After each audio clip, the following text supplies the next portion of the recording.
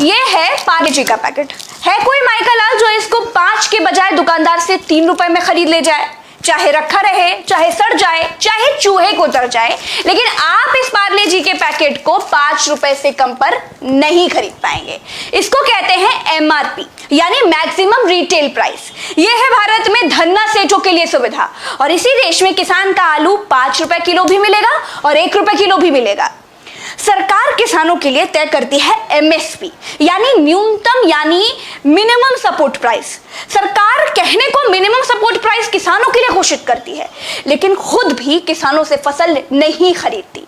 किसान सरकारी दुकान पर ट्रॉली में लादकर गेहूं ले जाता है। अधिकारी कहता है बोरी नहीं है, कल आना। अगले दिन फिर जाता है, कहता है पल्लेदार नहीं है, कल आना। फिर कल जाता है तो अधिकारी कहता है कि गोदाम में जगह नहीं है, तुम कल आना। किसान फिर कल जाता है, अधिकारी कहता है कि लोड करने वाला ट्रक नहीं आ पाया है, तुम ऐसा करना, कल आना। मतलब किसान को चग्गा बग्गा पढ़ाया जाता है, यानी किसान को पूरी तरह से टरकाया जाता रहता है। किसान आखिर में थक हार कर अपनी गेहूं से लदी ट्रॉली प्राइवेट मंडी में बेच देता है।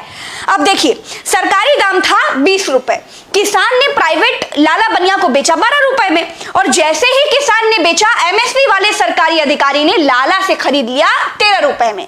अधिकारी ने 7 रुपए प्रति किलो पर घपला कर दिया, यानी किसान से ना लेकर लेवी में या सरकारी गोदाम में व्यापारी से लेकर फसल भर ली जाती है।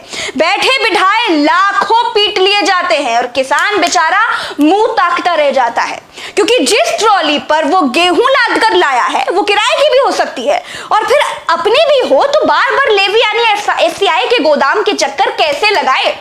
उसको अगली फसल भी उगानी है, और इस तरह सरकारी एमएसपी से किसानों को लूटा जाता है। अधिकारी माला माल हो जाते हैं।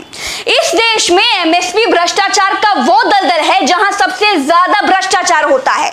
मैं किसान की बेटी हूं, इसीलिए आपको बिल्कुल जमीनी चीज बता रही हूं।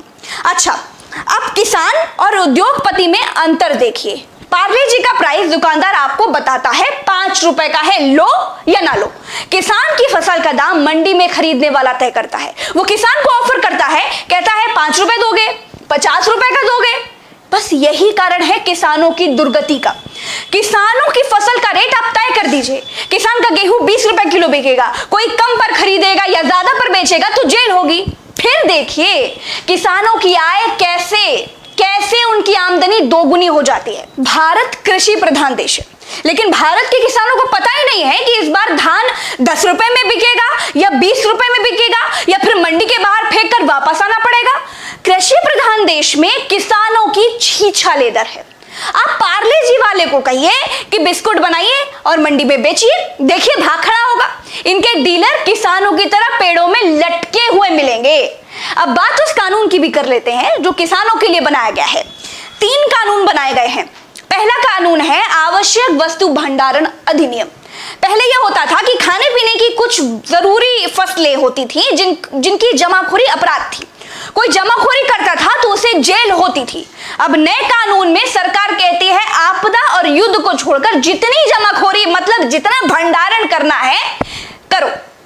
अब होगा ये कि किसान की तो छत टपकती है, वो तो छप्पर के नीचे रहता है, वो भंडारण तो कर नहीं सकता, और किसान को फसल के बाद चाहिए भैया पैसा।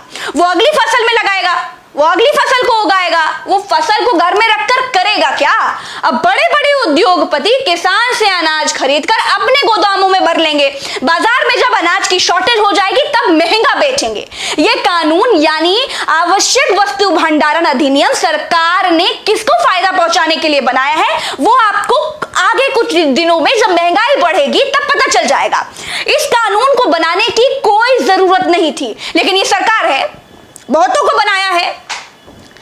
दूसरा कानून है कॉन्ट्रैक्ट फार्मिंग। मतलब अगर पार्ले जी कंपनी को बिस्किट बनाने के लिए गेहूं चाहिए तो पार्ले जी वाला 20-25 गांव के किसानों से गेहूं उगाने के लिए कहेगा। सारे किसान गेहूं उगाएंगे, पार्ले जी वाले को देंगे। अब कॉन्ट्रैक्ट फार्मिंग में पार्ले जी वाली कंपनी फसल लगाते समय ही बता देगी कि गेहूं भैया लगाओ, 20 रुपए में हम खरीद लेंगे। अब किसानों को दिक्कत यह होगी कि अगर किसान प्राइवेट कंपनी से बॉन्ड भर लेगा और गेहूं के दाम 25 की जगह बाजार में भाव 40 पहुंच गए, तब किसानों का घाटा हो जाएगा। अगर 4 किसान गेहूं की जगह आलू उगाना चाहते हैं क्या होगा? कॉन्ट्रैक्ट फार्मिंग में यहां दिक्कत है, पेंच भी यहीं फंसा है। सरकार जब एमएसपी तय करती थी तो किसान के पास आजादी रहती थी कि वो एफसीआई के गोदाम में सरकार को अनाज बेचे या फिर मंडी में बेचे या फिर किसी लाला बनिया को, अपने लोकल खरीदार को दे दे। मान लीजिए सरकार ने एमएसपी तय की 20 रुपए, मान लीजिए बाहर मंडी में बिक रहा है 30 रुपए में, तो किसान बाहर 30 रुपए में बेच लेता था। सरकारी एमएसपी में किसान कभी सरकार को ही बेचने के लिए बाध्य नहीं था, लेकिन कॉन्ट्रैक्ट फार्मिंग में किसान बाध्य होगा प्राइवेट कंपनी को पहले से तय किए दाम में फसल बेचने के लिए, चाहे बाजार का भाव जो भी हो। कानून में कहीं भी एमएसपी का जिक्र नहीं किया गया है, यानी जो प्राइवेट कंपनी पहले से दाम तय करके किसान से फसल खरीदेगी वही एमएसपी होगी। हल्ला हंगामा इसीलिए है क्योंकि किसानों का कहना है कि सरकार प्राइवेट कंपनियों को आगे कर रही है, उनसे दाम लगवा रही है, जिससे सरकार पतली गली पकड़कर निकल ले। क्योंकि बीजेपी पहले से ही कह रही है कि एमएसपी सरकार पर फालतू का बोझ है और ये सब कुछ एमएसपी से पीछा छुड़ाने के लिए किया जा रहा है। तीसरे पर आते हैं। तीसरा है कृषि उत्पाद एवं वाणिज्य कानून। यहाँ इस कानून में सरकार कहती है कि किसान मंडी के अलावा कहीं भी अपनी फसल बेच सकता है, ऑनलाइन बेच सकता है। तो भैया सरकार जी, ये तो पहले से था। मेरा पका हुआ आम लखनऊ की दुबग्गा मंडी में बिकता है क्योंकि वो पास है और पके हुए आम को ज्यादा देर तक रखा नहीं जा सकता, तो सबसे पहले उसे मंडी पहुंचाना होता है। तो दुबग्गा मंडी पास है इसलिए पका हुआ आम दुबग्गा मंडी में बिकता है। मेरा कच्चा दशहरी आम दिल्ली की आजादपुर मंडी में बिकता है, ट्रक से लोड होकर जाता है। और देसी आम यानी जिस आम का अचार बनता है, जिसका सिरका बनता है, खटाई बनती है, वो आम दूसरे जिले की फरदपुर मंडी में बिकता है। और कुछ कटा फटा टूटा फूटा आम, जो छोटे आम बाग से आड़तिया ले जाता है, कहीं भी बेच सकते हो वाला कानून तो जुमला है।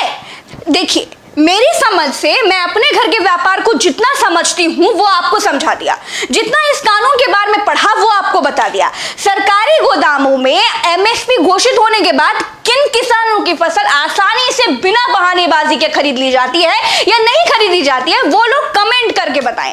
आज के लिए बस इतना ही।